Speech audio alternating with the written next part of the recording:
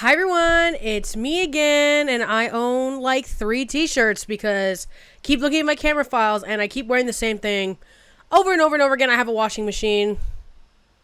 Thank you. But I keep doing that to myself. Anyway, today we're going to talk about Ned Fulmer's podcast episode with his ex-wife Ariel. And yeah, it kind of gets to everything that's been going on with that.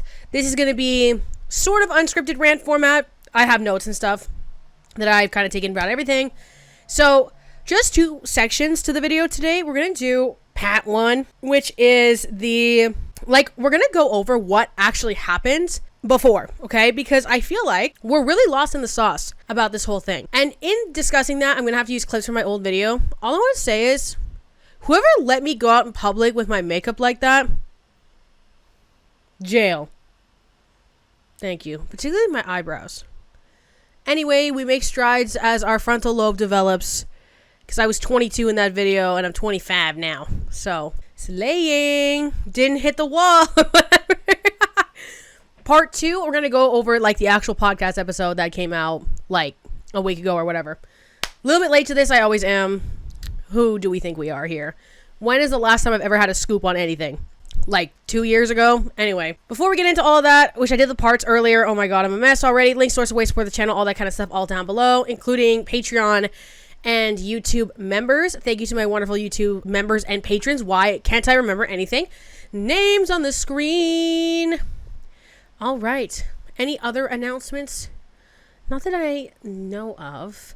I have 2 more videos in the roster in my brain. So that will be good. Hopefully nothing crazy happens. Also to drink today, we have in my Shrek the Third cup that my friend gave me for my birthday, a Diet Dr. Pepper Zero with a little bit of cherry syrup in it because they don't sell cherry Dr. Pepper in Canada anymore. This diva. This is the only soda I like on the planet. This and Alani's if I'm going to the gym. Or a Red Bull if I'm feeling cheeky. Lip combo before anybody asks me again. Lip combo is this e.l.f. Love Triangle lip filler liner. I don't have my glasses on, as we've noticed. In light brown. And this About Face clicky lippy thingy in cherry pick. Almost all of the words have rubbed off. Screenshot for ya mum. Or whatever. Let's get into the video. Part 1, retrospect on what happened with the cheating scandal. In 2022, there was the Try Guys channel comprised of 4 men. One of these men was Ned Fulmer. Ned Fulmer, his whole personality as a Try Guy was being the wife Try Guy, who had his wife Ariel, and they had 2 young kids. And in this, they were involving Ariel kind of in the Try Guys universe. Ariel had her own podcast. They were filming at a time in the... People are wild in the cars today. I'm sorry. They were filming in the house that Ned and Ariel had previously had. XYZ, whatever. Then what happens is some diva leaks some pictures on Twitter of Ned Fulmer with an employee at various events. And it was not giving platonic. Now, HR violation of the century aside, this man's got a wife. And we all know it. He makes money off the fact that he has a wife, right? So what ends up happening is we essentially find out that obviously that he has been cheating on his wife with this employee. And a lot of people at first are in sort of disbelief because of the fact that obviously this is the guy whose whole personality is loving his wife. Eventually, she finds out. It becomes clear that she finds out because there's a statement. Now, I cannot figure out where the original statement is. So, I'm going to read it out really quick right now. Then I'm just going to clip my kind of analysis of it that I had a couple of years ago so we get like the fresh, when it was like fresh and more relevant in my mind vibe. And then we'll continue what I think. But first, it just says... This was Ned's statement, obviously on Notes app. And this paints a very different picture than how he's presenting it in the podcast episode that came out recently. So it says, family should have always been my priority, but I lost focus and had a consensual workplace relationship. I'm sorry for any pain that my actions may have caused to the guys and the fans, but most of all to Ariel. The only thing that matters right now is my marriage and my children, and that is where I'm going to focus my attention. So fast forward to me, or backwards, rewind time to me a couple years ago, talking about it. Family should have always been my priority, but I lost focus and had a consensual workplace relationship. I'm sorry for any pain that my actions may have caused to the guys and fans, but most of all to Ariel. The only thing that matters right now is my marriage and my children, and that's where I'm going to focus my attention. So my notes, as you can see on the screen, are he holds on to the previous persona in this last-ditch effort, okay? Given that he immediately begins with family. There is no, I apologize for my actions. I apologize to, not even I'm sorry to my family and Ariel, for example, or I'm like, the apology is not at the forefront. Instead, it is his loss of focus. Or, on the contrary note, his loss of retaining that persona. Because it's bizarre to have the statement just begin with family should have always been my priority. Because contextually, this isn't giving context. If you're not aware necessarily of everything that's been going on, is quite a strange and confusing process. A consensual workplace relationship, which we'll get into the absolutely god-awful Saturday Night Live skit. Who's thought Saturday Night Live is funny in the last 20 years? Nobody. I said obviously no acknowledgement of the dynamic of workplace employee and the boss or whatever. For those of you who don't know, which is an interesting tidbit that kind of proves that these dynamics are something that are acknowledged on a wider scale and a legal scale. In Canada, the age of consent is 16. If the other person is in a position of power, a boss, a police officer, a teacher, a government official or whatever, it goes to 18. So there's an understanding that there is a disadvantage, so the age goes higher, right? So that's just an example of like a legal structure that is acknowledging that in place. Because the Saturday Night Live skit, which we'll get to later, just completely disregards the idea of that power dynamic as something that is seriously acknowledged and not just like a Gen Z cry about it vibe. That there's not like actual laws about it. He does not name his colleagues, nor does he apologize to his kids. That is just something that I found to be quite strange. You don't have to say, like, he doesn't have to dox his kids, obviously. But why is he not saying, I apologize to Eugene and Keith and Zach and all the employees at Try Guys, blah, blah, blah, blah.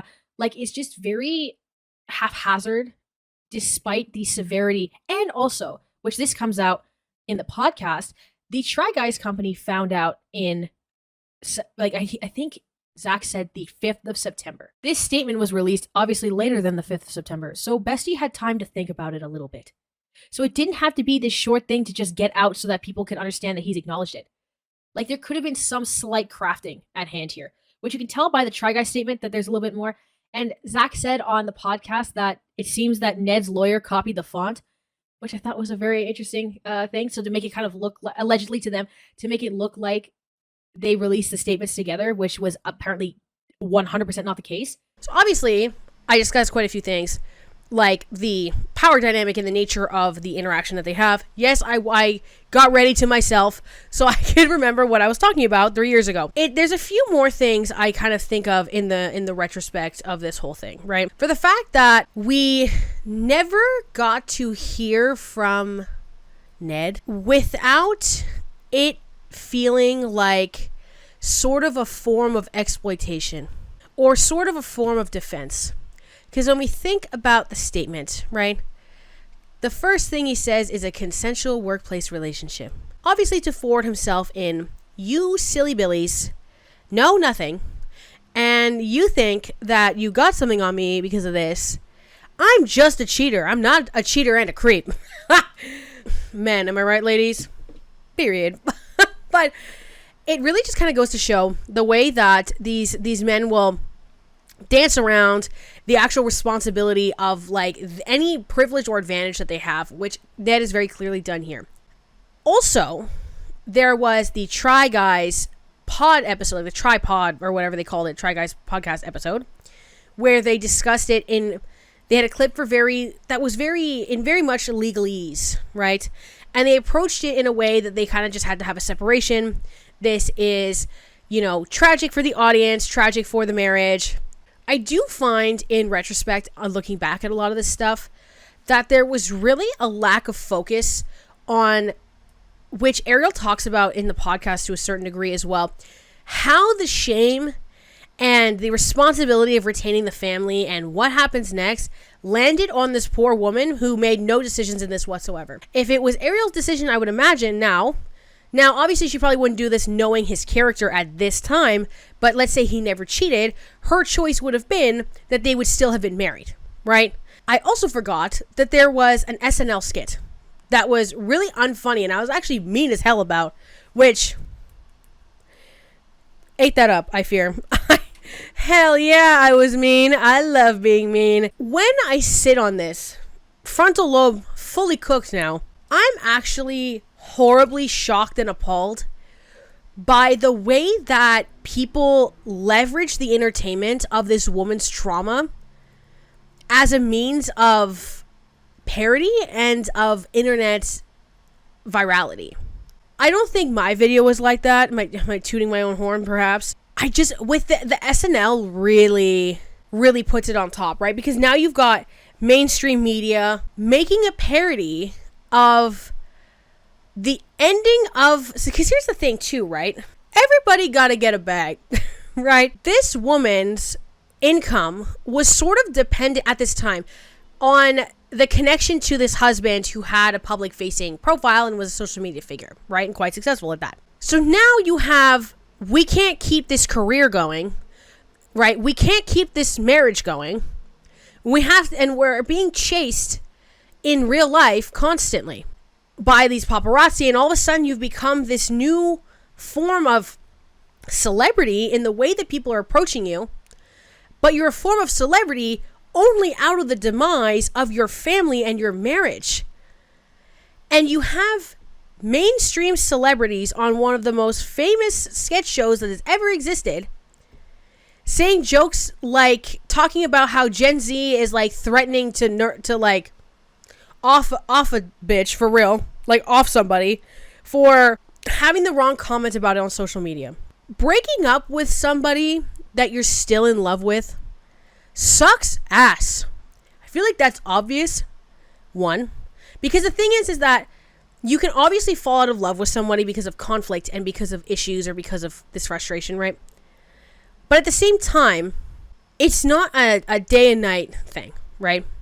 So you've got this poor woman who, and I don't mean poor woman like I pity her, or poor woman like, you know, like she's a martyr or something, but just poor woman because she's a person. So you've got this poor woman who still has these feelings and has to reconcile with them, dealing with having to split an entire life they'd built for over a decade. 2 very young children. Because in the podcast, she said the kids were, I want to say 5 and 7, which meant they were 5 and 2 when they were, okay, was that the math right? 3 years ago, 4 and 2, right? So you have these 2 children, toddler age-ish. So you've already have these really pressing real life scenarios with having to separate your assets, having to move on with your life, having to understand how this has affected you and the feelings that you have to deal with in terms of the romantic aspect and also the betrayal and the shame of maybe feeling like you weren't enough for somebody, especially when you had your life together in the way that these people did. Then you have millions, plural, of people either interacting, discussing, oh my god, I scared myself, interacting, discussing, or creating content on this downfall, right? That is why in my video, I tried to position it on the way that the media was portraying it, the way that social media was constructing it, and the way that Ned was playing around was some weasel shit. That is why I had positioned it that way. Because I feel like women in particular in these situations never get the empathy that they should be granted on just personhood alone. But we knew that we live in a society or whatever. Then we move on to what the podcast episode is. So that came out this here year or what have you. So now we get to part 2, the Ned Fulmer podcast. The podcast is titled The Rock Bottom Podcast with Ned Fulmer. That's like the name of the channel. The title of this particular episode is The Aftermath of Infidelity, a conversation with Ariel Fulmer, Rock Bottom episode 1. Now, I understand, and I say this every time, that the like to dislike ratio extension on YouTube is not accurate because they don't have the actual data, blah, blah, blah. It's based on the users, blah, blah, blah. I will say, even just catching the vibe, okay? That extension just gives you a helpful idea on what the vibe is like. 7.4 thousand likes. 123,000 dislikes. Holy shit! Rock bottom diva, you named that appropriately. That is like YouTube Rewind 2018 proportions. Like, I'm actually in shock. I'm actually gagged. Anyway, so it starts.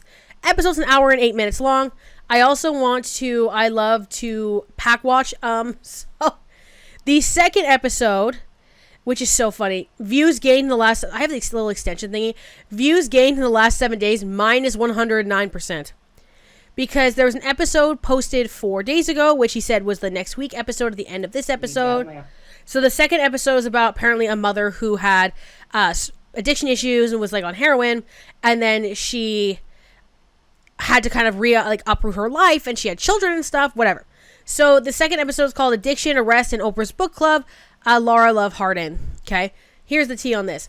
This episode has 22,520 views.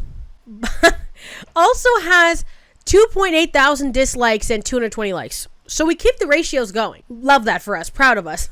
Man. One thing a YouTube audience is going to be is consistent. Let's be serious. Now, the video podcast, and I'm going to clip this obviously a ton and unpack each of the little sections because I feel like we don't want to give them a view. And this video is actually not being that long so far, so I feel like we're getting a little treat for the Mika's Rhetoric channel.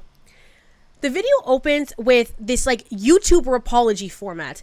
Now, he's not in a gray sweater, so check, we did that well. Instead, he has very, very, very bright Halo-esque lighting and framing. Before anybody compares to what mine looks like, it's because this is how the camera comes and I don't know how to change it. So, in that, if anybody goes, well, you do YouTube as a job, blah, blah, blah. Girl, no, I don't. That's why I don't know. Anyway, he opens with this YouTuber's apology format. Connects his reputation to the wife guy and the impact of his wrongdoing. However, there is no update on what happened to the employee that he was fooling around with. And no addressing or understanding the way that it was inappropriate in that particular regard. Because while the biggest victim is 100,000% Ariel, okay, the employee was an adult. To what I gather, the employee was also younger than him, and obviously an employee of his at a big successful YouTube channel, which is a big dream for a lot of people. And I just feel like, because as well, this girl was also thrown into this whole big media mess, right? And I feel like perhaps it could have just been Ariel being like, don't talk about her, which is very fair. I just feel like it's really giving, I'm trying to move on and wash out my reputation. I'm trying to recover myself at the expense of the women's lives that I ruined. Which, I mean, men, am I right, divas? I'm kidding, sort of. And he talks about how the public witnessing Ariel's pain is essentially like how this will have to be addressed, which to me was so bizarre. So I wanted to say that I'm sorry. I hurt you, and I hope to make amends over time. And one step is to publicly witness the pain of my partner, Ariel. This is a conversation with Ariel in this video. It's painful at times. It's honest, vulnerable, brutal. But it's necessary for her to move forward, and I'm grateful for the chance to witness it. As disappointed as we were, that something so private and painful became such a public spectacle. I get why people were so outraged, and I understand that that is the reason that she can't move forward. Ned talks about very early on how he wants this new podcast to address stories of curiosity and empathy. And in order to be able to do so, he has to move on from this big scandal, because otherwise people are going to keep asking about it. You can't just come back. Which, to a certain degree, is true. Some people do it. Cough, cough, James Charles. Cough, cough, most of the beauty community. Cough, cough, Channel 9. What's the name? Andrew Callahan. Cough, cough, other people. Whatever. It starts once Ariel's kind of talking more.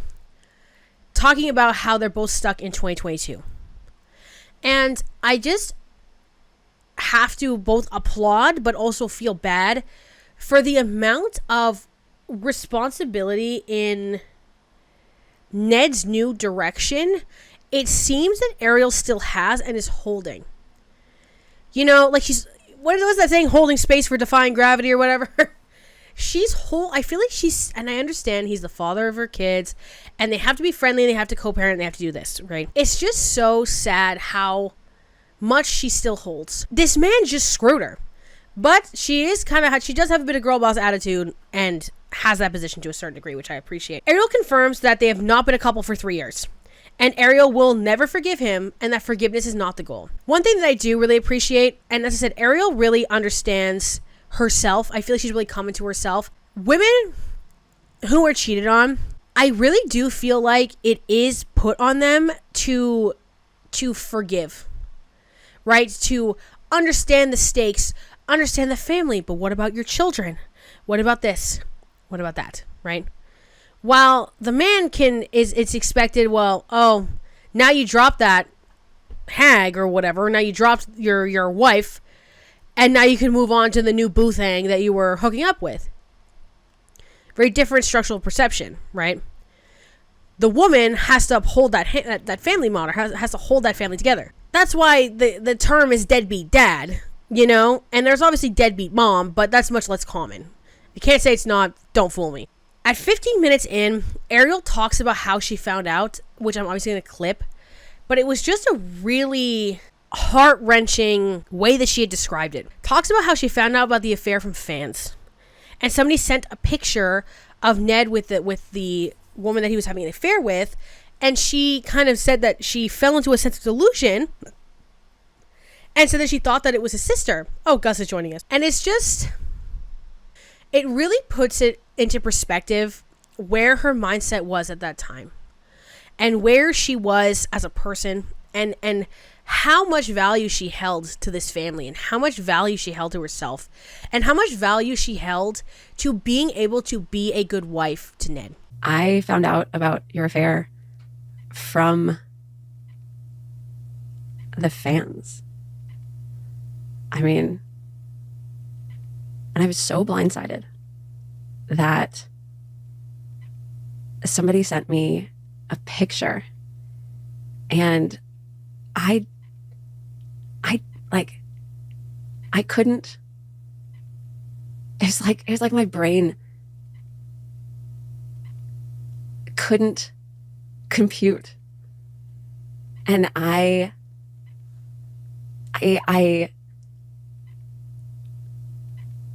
it's like, for some reason, I didn't see what was actually there in the picture. I thought it was your sister. And I remember sending it to you and being like, what's your sister doing in New York? It was, and I think back on that and I think, like, what was I, like, how did I not see what was going on? Like, what was so fucked up in my brain that I couldn't actually see what was happening in this picture? Like, the picture was right there in front of me, you know? Mm-hmm. And then the pieces just started falling and falling and falling, and like, and then more pictures started coming in, and more pictures and more pictures and more pictures. And it is so wild how we live in this world where everything is so public. Like, you don't realize it, but everybody's taking pictures of you everywhere you go. And it's kind of scary, actually. And it makes you realize that whenever you leave your house, you're like, you're not safe, you know? And it kind of like, and then after everything happened, I sort of went into this, like this weird state where like nothing was safe and nothing and nobody, like I couldn't trust anybody. I couldn't trust the public. I couldn't trust you. I couldn't trust my friends. I just stayed inside, like, because there were cameras everywhere. They continue, and Ariel talks about how she asked about the cheating in the car on the way back from the airport. And Ned says, yes, it's true. After she asks if it was his sister that they had the pictures of together. Apparently, she says, I want to turn this car around when that happens, which I think is pretty based. And then Ned says that he had to compartmentalize away Ariel's pain. Essentially like when he was cheating. Because he talks about how he kind of fooled himself into thinking that, oh, my boyfriend just got home. So now Gus is very happy. He'll jump off in a second. Like I've been hurting this person that I love this whole time. You didn't realize until then? Well, you know, but then there's other things you tell yourself to kind of sort of compartmentalize, or I guess.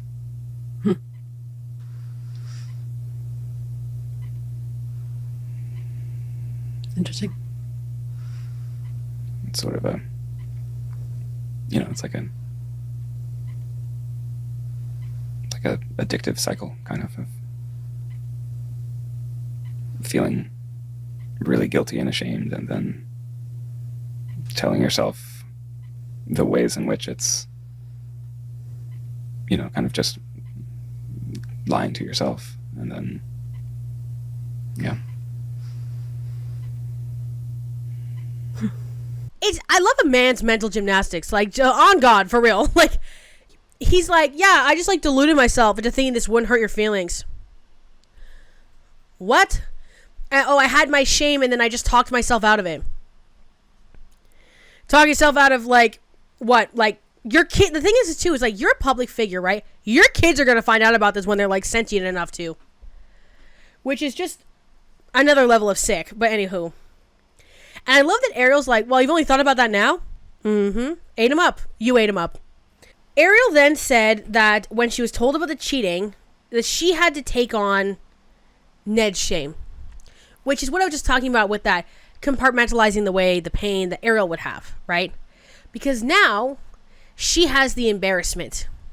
Now she has to figure out what she wants to do. The ball ends up in her court.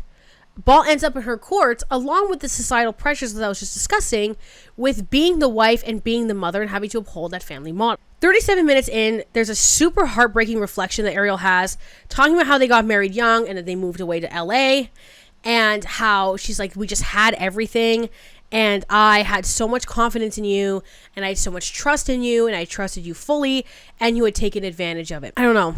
It really just like black pills me to like the existence of other people. Like, before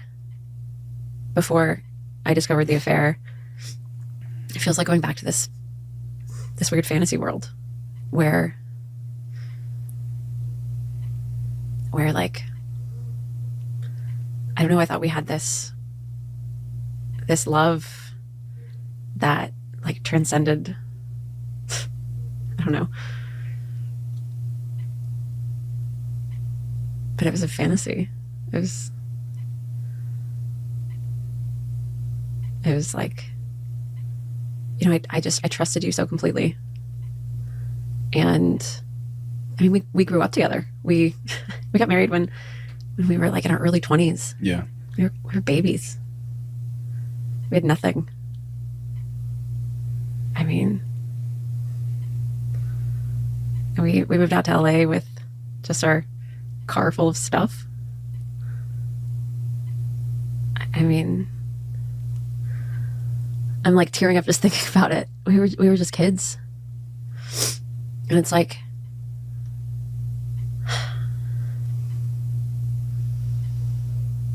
it really was a fantasy. And I just think, how could you do that to me? Like, who are you? You're allowed to fall out of love with somebody, right? This is something that happens. It fucking sucks. It sucks so bad. You also have the responsibility to voice that and to take the appropriate steps, whether that be separation, whether that be trying to work through it, etc., etc., etc. Ned said that this dream that they had built had broken apart for him, but that he was too scared to say it. But you weren't too scared to publicly run around with one of your employees and cheat on your wife. Like, we had so much. There was so much.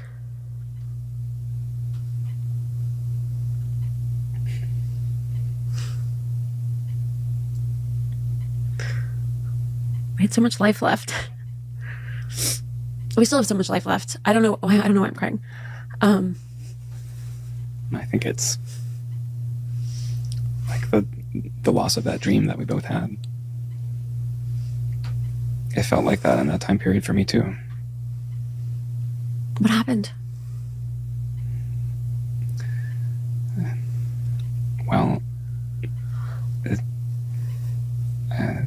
the dream started to break apart for me, and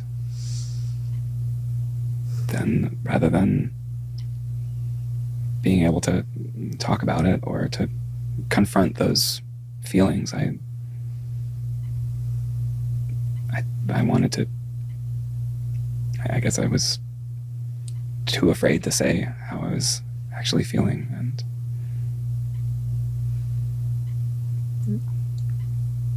it seemed, I don't know, I chose to deal with it and deal with like feelings I was experiencing in a way that was really self-destructive and hurtful to you.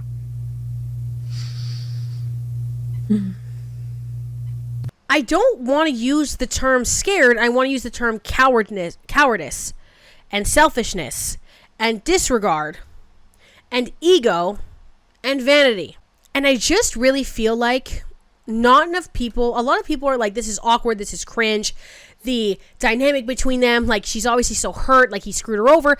I really think people don't understand the complexities that extend for this woman beyond that public eye, but also how much difficulty is extended because of that aspect of the public eye. Ariel talks about how people that she meets in her real life truly don't really care about this and that they're fine with it, which they should be, because in what universe is it her fault that this happened? What I do hope is that low-key people IRL aren't necessarily okay with Ned trying to crawl his way back to the internet on the back of his ex-wife, which it seems like they're not, because 22,000 views and a 90% like dislike to like ratio.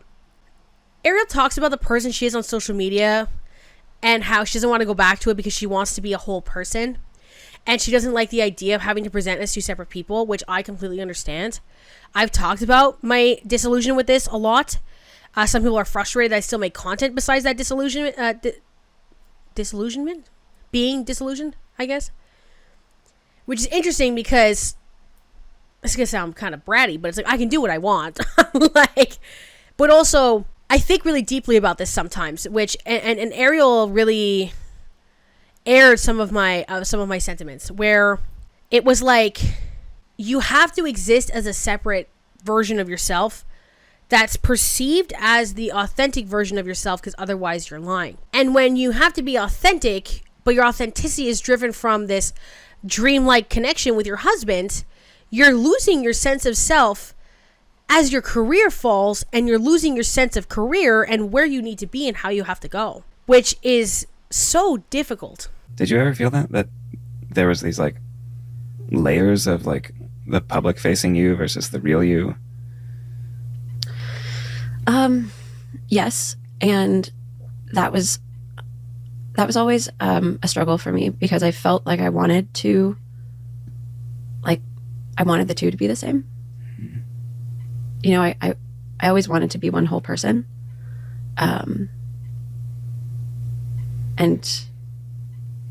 I didn't want to be like an actor on camera and then another person in my real life, you know. And that's the funny thing about like being a YouTuber or being an influencer is people expect you to be one person